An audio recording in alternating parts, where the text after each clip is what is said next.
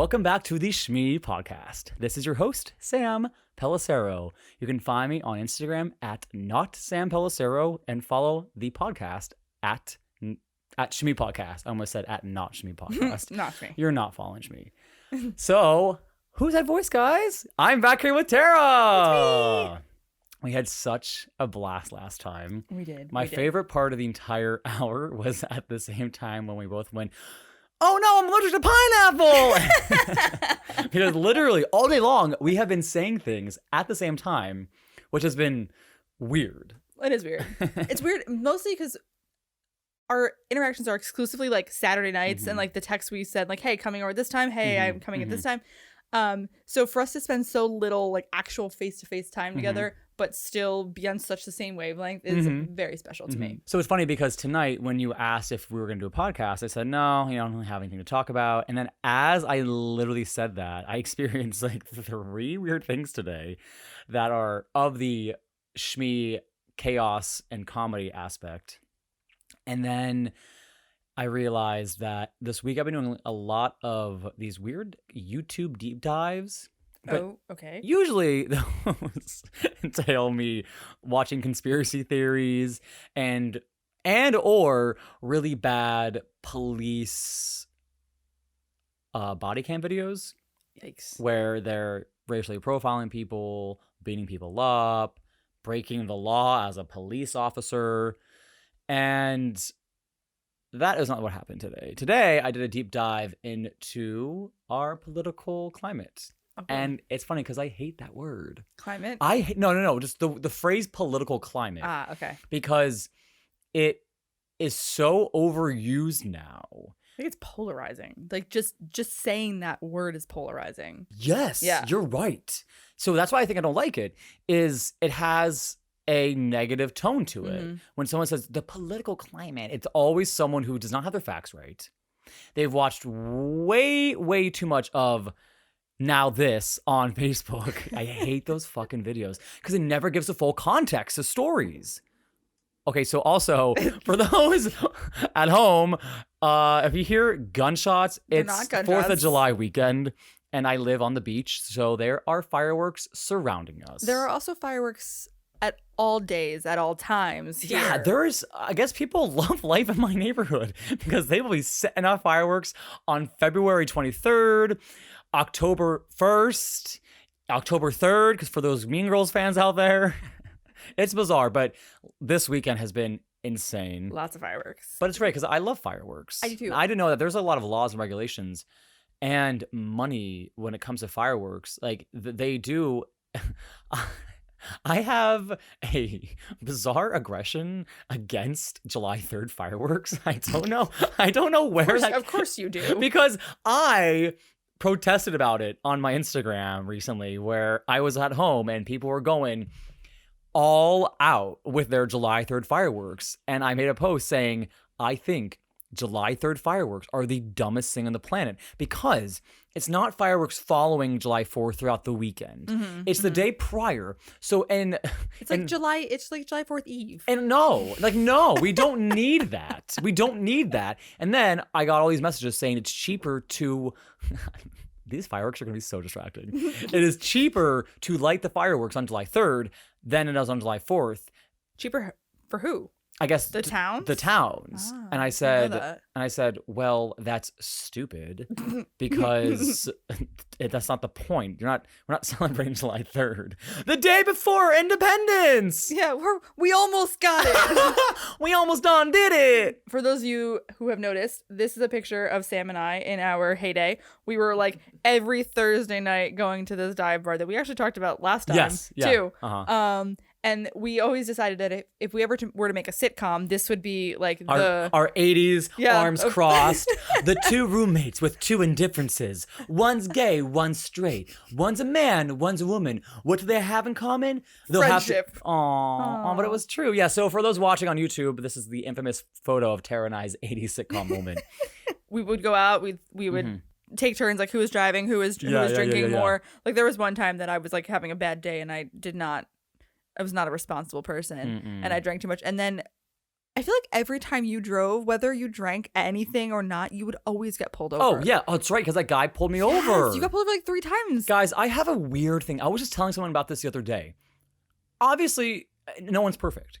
I'm not a perfect driver. No one can be a perfect driver. People bend the rules. I'll turn left where it says no left. I'll Tara's like, don't say that out loud. Damn. Well, no, I mean, where it says, like no left turn at these times. Oh, but if there's no cars around, my thought process is, who am I waiting for? Right, just go. The ghost car? Why are you obsessed with ghosts? Because they're infecting my life Apparently. all the time. Anyways, so point is, it's funny you bring that up because I'm so prone to get tickets over the dumbest stuff. What about the thing when you were Ubering? Which time? When you got pulled over because someone was really drunk in your backseat. Oh my God, the girl in my passenger seat was yeah. on the verge of vomiting. So I was trying to stop her from vomiting. And the areas around me, each, I don't know, mile, the speed limit would drop or lower 5 to 10 speed limits. And miles per hour. Wait, what did I say? Speed limits? Speed limits. Jesus. You know, I've noticed. Side note, annotation for those listeners who are now onto this episode after going through all of them. I apologize when I don't say words right. Like the last time, instead of saying deformed, I said demorphed. But it's funny because I Googled it to make sure that was at least a word. It is in Germany. It means the same thing. So I'm just going to hawk up and say, oh yeah, maybe I'm German. And then whatever. So like in the moment, I forget words sometimes. I mean, who doesn't?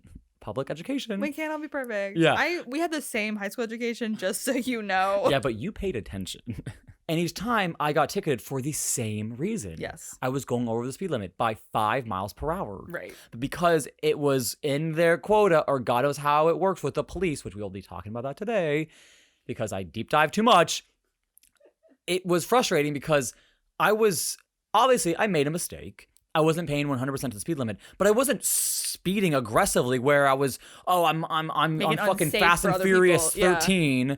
And no, not what happened. And I've dated cops. I've dated 2 cops in my life. Each time it didn't work out. The one didn't work out because the timing wasn't right. And still a part of me thinks that one day, maybe when he's ready and I'm ready and time has passed and life has gone, maybe he'll come and just take me away and Tara's like, Sam, can you reel it back to reality? Yeah, reel it back. So I got pulled over. I basically doing the same thing. I was the DD when I was in Colorado, and we were driving back from Denver. I was at a club in Denver, a music club or whatever, and I was driving back, and I had to drop my 2 friends off at their car, and then go back to where I was staying. And I was driving, and the road that I was driving on at night, after like 10 o'clock, the lights don't work anymore, so they just flash. So I could just go through them, kind of like they weren't even there, which is my favorite part about Colorado, because I could just go through the lights. I love that's. I mean, it's one of many of my favorite things of Colorado, like the mountains. Okay, I can't. Yeah. No. So a officer pulled me over and was like, "Do you know I pulled you over?" And I said, "No, honestly, I always hate that. No idea." I was like, "I wasn't speeding. I had signaled. I hadn't been drinking." And I don't know, because I can't read this man's mind, but it was really curious. I rolled the window down. I presented him with my like license, insurance, registration, whatever. The look he gave me of like disappointment. Ew. Because he asked me a couple questions and I answered, sober. I hadn't drank anything that night. Absolutely. He was like crestfallen that he wasn't going to get like a DUI ticket. That's fucked. And I don't know if that's true or if that's just me being biased. I don't really know. Yeah. But it was really strange. So apparently the light that illuminates your license plate in the back of my car had gone out. Okay. So whatever. How would you know? Right, exactly. I don't go in the back of my car when I'm driving it. It's not how driving a car works. Yeah. So he didn't give me a ticket. Okay. He just gave me like his like business card, because apparently when you give someone a warning, you have to present them with a business card. So then if someone else pulls you over the same thing, you'd be like, "Look, I already got this." Okay.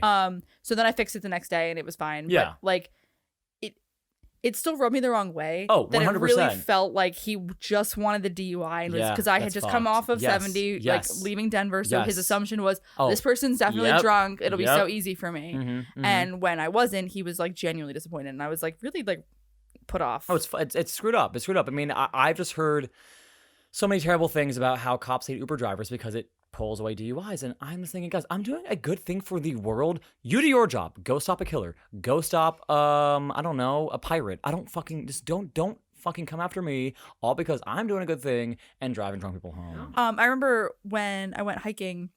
I was going hiking the day after Thanksgiving, and I was with Jill, and my another boyfriend at the time, a different boyfriend, and it was like 6 a.m, traveling up the parkway, and there was a car careening across all the lanes of the parkway. Crazy, yeah. And there weren't that many people on the road, because it was the day after Thanksgiving. It was early in the morning. It was like dusk, dawn. And so Jill was like, "What should we do?" And I was like, "Well, let's call the police." Yes. So we called the police, and 911 connected us just to like the police of that town, but Parkway is patrolled by the state police. Yes. So I shared the license plate with this operator, and she was really nice, and she's like, "Okay, well, this is a state police issue, so I'm going to transfer you to that jurisdiction or whatever." And I was like, "Okay, cool."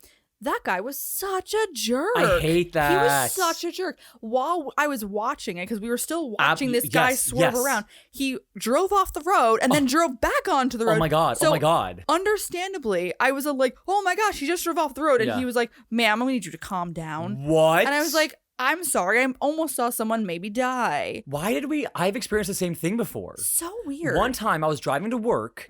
And this was around maybe 11 in the morning. Okay. I was driving from Howell to Red Bank. Ugh. And I was going on the parkway. Right. And this car it kept veering from the left into the, I guess. The median, like the grass? I guess the median in the grass. And it was obvious this person was probably intoxicated. And then eventually, and mind you, as I'm calling the same people that you're calling, they then forward me to the right people. And then eventually I get to the state police. And as I'm trying to describe the mile marker that I'm at, the license plate, he drives into the mile marker. It explodes. Oh my gosh. The shards of it shatter onto my car. And Your little car? No, the car I have now. Oh, wow. There's a ding in the side of my car. Oh my gosh. I call it my hero ding because of what I'm about to share with you. Okay. Then he drives horizontally across, slamming his car, T-boning another car. That car flies off the parkway. He, and goes into circles and then bolts. And I said, "Oh, hell no." Oh, no. And I floored it. I followed him. I followed him. We went through 2 toll booths. As I'm on the phone with the state police, they're like, "What mile marker?" I'm like, "Dude, I would have told you, but it fucking exploded." It blew up. So I don't fucking know. Exploding mile 1. And so then eventually I get basically head to head with this guy. I look over. It's this crazy old man who just looks bulging in the eyes, completely erratic. And then he bolts across the parkway we were going north. He goes south. So right where it cuts where the state police is hanging out, he just books it across. Eventually he does get caught. And then I was the reason they found him because I was the one who called and identified everything. Right. As a good thing, he had escaped from a mental ward. What? He was a mental patient who had escaped and Wow. stole a car. What? Yes. Were we living together? How did I not hear this story? Yeah, we were living together because I was coming. Hear the story. No, we weren't. Okay. I was staying at my ex's house. That's why I was still down there. Oh, okay. And I was living in Long Branch. Gotcha. Isn't that fucking crazy? That's crazy. And that made me think of another thing. Remember when I was driving to my ex's house? Because, he lived right down the road. Yeah. I was on the way. I had just come out of our driveway. I was maybe a mile down the road. I think I do remember. And that was a 2-way road. Yeah. And literally, she was in her SUV. All of a sudden, as we're about to just pass each other, she, for no reason, just turns right and slams into the telephone pole. The front of her car and explodes. And then I pull over immediately. I bolt out of the car, no hesitation, because I get that fight or flight mentality. I rip open the car. It's an older woman. She's completely unconscious. Oh, So no. obviously the airbags went off. The fluids from her car are just spewing everywhere. And next thing I know, I just go into fucking superhero Sam mode. I rip her out of her seat. I throw her over my shoulder. Oh my gosh. And then we just This book is before it. you're working out a lot too. Exactly. So thanks, CrossFit. And sponsor us. This episode is sponsored by CrossFit. And No, it's not, but you could though. paleo diet. And so then we were bolting, and I lay her on the ground. I'll never forget this. The funny moment was that like when I laid her down, her sundress came up, and I saw her like little like purple granny panties. Bloomers. And I was like, "Ooh, I'm sorry." You know, I pulled her dress down. I'm like, "I'm gay, don't worry." And so then all of a sudden the car ignites. Oh my gosh. And then people whose house that it happened in front of run out. The police are there within seconds. It's amazing. And everyone was like, what happened? What happened? What happened? I'm explaining the whole thing. I threw over my shoulder. I booked it. They were like, who are you? I was like, I live down the road. And like, no, I get that. But like, who does what you just did? And then the cop was such a dick to me. Oh my gosh, why? I said, hi, I am Sam Pellicero. I'm the one who, he goes, dude, I don't need your name. I'm like, okay, well, you don't need to further report or anything? How does I that... watched a lot of How to Get Away with Murder. They do a lot of reports, all right? I'm sure it's so accurate, too. So accurate. But it was just so frustrating because I just saved this woman's life. Literally. Her car's on fucking fire. I fucking become She was unconscious at that point. She's unconscious. The fucking Hercules in me came out. What was weird was then showing up at my ex's house, him asking, you know, where were you? But again, I wasn't there for that long. The whole thing was probably maybe 15 minutes because, you know, those things go by so fast. Yeah. But in the moment, it's 10 years. It's like when you say like watching a car crash, you literally watched a car crash and time slowed down the whole thing. Yeah. And I saved an older woman. And no big deal. And MED. And then when I explained to him what happened, it was so confusing to him because he's like, dude, I just talked to you 15 minutes ago. How can this much have happened in your life? What? I saw something like that, but it was way less dramatic. I was going to a bar for a friend's birthday, and I didn't even want to have my car there. Like, I just want no part of like driving there. I was going to get a ride back, whatever. So I had my brother drive me and my boyfriend to the bar. While we were going there, you know, I just texted my friend. I'm like, hey, sorry, we were running a little bit late. I'll be there in like 5 minutes. Or we just left. And he's like, okay, no problem. As we were stopped at a light, I was looking at my phone or something. I wasn't really paying attention. My brother and my boyfriend were both like, oh no. And I was like, what? Why are you both oh knowing? Like, that's strange. You know? So I look in front of me. A motorcycle is lying down on the ground. A person is lying down next to the motorcycle, and a car is right there. And my brother is an EMT and takes his job very seriously. You know, going to school to be a nurse, so he's like very serious about it. So he's like, I gotta do something. And I was like, he's like, I'm not wearing any shoes. And I was like, wait, what? Okay, so he like pulls over really quick. He like puts his flashes on, like, oh like my literally, God. you hear the like tires like squeal. And he like pulls over, and like I like hand him his shoes. He shoves his feet in his shoes and like runs over. I think basically what had happened is the motorcycle tried to go around the car and like lost the balance a little bit and just kind of like toppled over. Like it wasn't severe, you know, but you know, my brother wanted to make sure that there was no injuries. Yeah. There's a specific protocol to work with people in motorcycles or whatever, like how you have to handle it. So while he was addressing that, my boyfriend was calling the police. It was like in the intersection of 3 different towns. So no kidding, 7 police cars showed up. 7.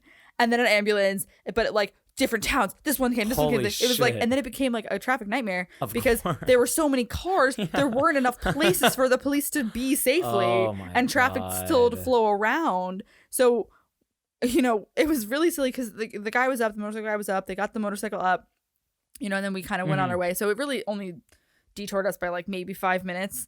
But Harry was like sprinting. I'm gonna save the motorcycle's day, you know, whatever. Like, dude, and he was like, the motorcycle's really heavy. I was like, motorcycles are very heavy. When that old roommate used to live with us, he had a motorcycle. One time I touched it and it fucking fell over. It was so hard to put back upright. Like I dirt bike, so like I was like, oh, I can lift up this motorcycle. And I'm like, oh my gosh, like this is substantially heavier than the dirt bike. It's crazy.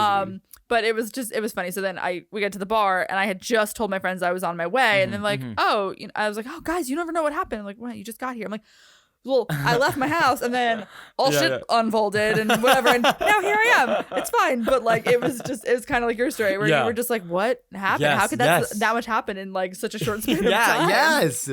What's so crazy is that last night I'm driving for Uber because I'm addicted. And I was in Atlantic Highlands, and I'm just doing my thing. I'm en route to pick someone up, and there was a car in front of me, and we're in like the neighborhoods. They're not narrow streets; they're wide streets. The car in front of me just gets too close to the cars parked on the street, which are people's cars that are parked outside of their homes, and he just fucking sideswipes it. Takes off the mirror. Because I'm right behind him. I run over the mirror. I'm like, well, that's gone. And then the guy immediately pulls over. But because I'm en route to pick someone up, I can't stop. Right. Because otherwise, I would have stopped because something in me got the vibe from this white Jeep that they are the type of people who would not give their information. Like do another hit and run situation. Exactly. There's something in me was like they're stopping to check their car. And then they're going to say, well, no one saw it. Can't do anything different. Yeah. But that's so fucked. But it was weird too, because then I was like, I almost had a little bit of adrenaline watching that. And then when I had to pick the people up, I was kind of like, oh, hey, what's going on, guys? Everything's fine. Yeah, and they're like in the car, and they're like, what the fuck is wrong with this guy? So why is he so excitable? But let's get way back on track to what I want to originally talk about today. Oh boy. Okay, here we go. Because is it the political climate thing or the deep dive? Because we went off in two different tangents. This is actually neither. Good. It kind of totally different. Maybe the overlap. So today, I had this experience at my laundromat that I get my clothes fluff and folded at. Is it called a fluff and fold? No. Okay. I mean, they say that, but it's not called that. It's called the Wash House. Very original name. Right. And it's a Brazilian family that runs it, but there are 2 white ladies that work there as well. And everyone there has always been so nice to me. They know me by name. Aww. They always give me a discount. Like, they're just good people. That's why I've always taken my business there. I'm taking my dirty, crusty, cummy clothes there. Ew. Come on. And so. So you want to bring your gross clothes to them because you like them gross. So here is the point. Okay. Do you ever get into situations where you feel conflicted because you like a business or you like a person, but then you find out that their views are so far off from being good and good Samaritan and supporting you as a person and supporting me as a human being that you're conflicted because you get something from them that you enjoy. So, not to throw shade on my best friend Ryan Ross, who's the co-host and co-creator of the show and the word Shmee, the other day, I made a joke about how my barber, the new barber that cuts my hair, also goes to my gym. I found this out. I saw him at my gym. And for those who heard the episode about my haircut, I was nervous about going to the barbershop in the first place because as a gay male, I get a little anxiety being around a bunch of very straight men. Because I just, in my mind, because of society, you have to tell me you're not homophobic for me to know that you're not homophobic. It's sad, but that's just the way that I think, and I need to change that. I know that I need to change that, but that's just the way that I've always lived. It's like a man needs to tell me he's not homophobic for me to know he's not. But tell you by his actions or tell you by his words? It doesn't matter. Okay. And so obviously my barbershop is not, and everyone there loves gay people and they support everyone. And I just find it funny that I always get so pent up, like, oh my God, oh my God, oh my God, oh my God. This person's going to be like, oh my God, this fucking gay kid has to come in here now and cut his hair, go to a salon, you know?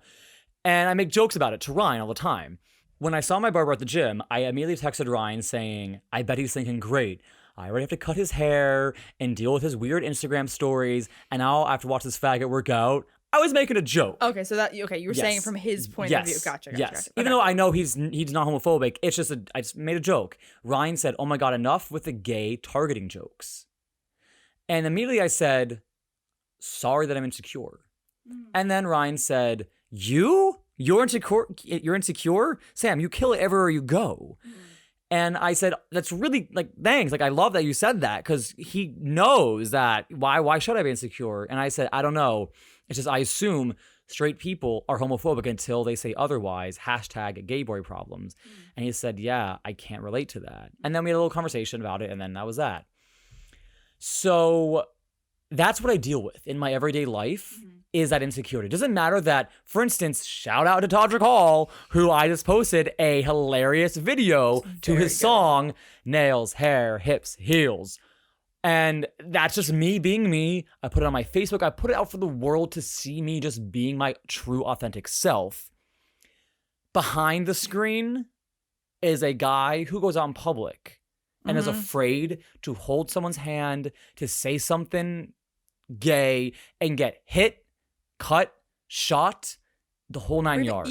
Even just like talked about audibly. Exactly. Like those things are very scary and very real. But there's even like this smaller like nuances of that like hate and bigotry. We're like, oh my God, I can't believe they're gonna be doing that in public. Why are they making such a big deal about their love? You know, like I was in Walmart the other day and I was like, you know, joking. It was like 10 o'clock at night, and I was like, my boyfriend was hiding around aisles or whatever, and it was a very like fun, freeing experience. But I can imagine oh my God, I felt like such a jerk because the video was like, I think it was a Vine. It was like two guys sitting in a hot tub. And two guys in a hot tub sitting five feet away because they're not gay. Yeah. So I just had that in my head. Yeah. I thought it was funny. And I felt like such a jerk because there were two women in a relationship, like picking out food for themselves. And I had just said that like off the cuff. And I'm like, oh. I hate that. I get it. Because I was not at all trying to be offensive. Oh, I know. But if they had assumed in any 100% that I had said that like as a joke to their relationship, I would have felt like such a jerk. I get it. And so the point that I'm trying to make is I live that way. And when I'm somewhere where I feel comfortable and then something happens, something is said that triggers my fear, I get conflicted. Yeah. So what had happened, and I'm going to turn this into a little funny moment because I got really serious for a second and I hate getting too serious on this podcast. But so what had happened is I went to pick up my laundry today, okay? Dropped it off yesterday. Yesterday, the white woman, said the nicest thing to me. She found out that I'm going home to see my family next weekend, and she said, your mama must be so proud of you and so proud to call you her son, because in the past 2 years that you've come here to have us do your laundry, I've watched you mature and grow up so much. She said for that. A laundry person. That's so nice. Interacted with her for probably about 30 seconds each time. Yeah. And the fact that she said that was so nice. That is nice. But I hear a but coming, yeah. So then I pick up my laundry today. I'm in line behind someone else, and the woman in front of me and the same woman who just complimented me yesterday are having a conversation about how gay people should have exorcisms because there is a demon inside of them. And the customer was saying how her niece had one done because she went to school and got gay and then came home with a girlfriend and they tried to exorcise both of them. And the woman who works there said, I agree with you. Something needs to be done. Yikes. And I could not have been any more disappointed and conflicted. Yeah. Because I love these people. And now part of me wants to take my business elsewhere. Another part of me wants to be like, guess what, bitch? You've been touching dirty ass, cummy clothes from a gay kid for 2 years, touching my shit, fluffing and folding me so I look cute to go out on dates and be myself, fluffing and folding my briefs, my short shorts, and my tank tops. And ironically, she washed a new tank top of mine that says, walk before cock, bitch. Yes. I'm sorry. Were you guys watching that? The full-length episodes of Shmee are now on Spotify and Apple Podcasts, y'all. What are y'all waiting for? The links are below. I'll see you guys there. Bye!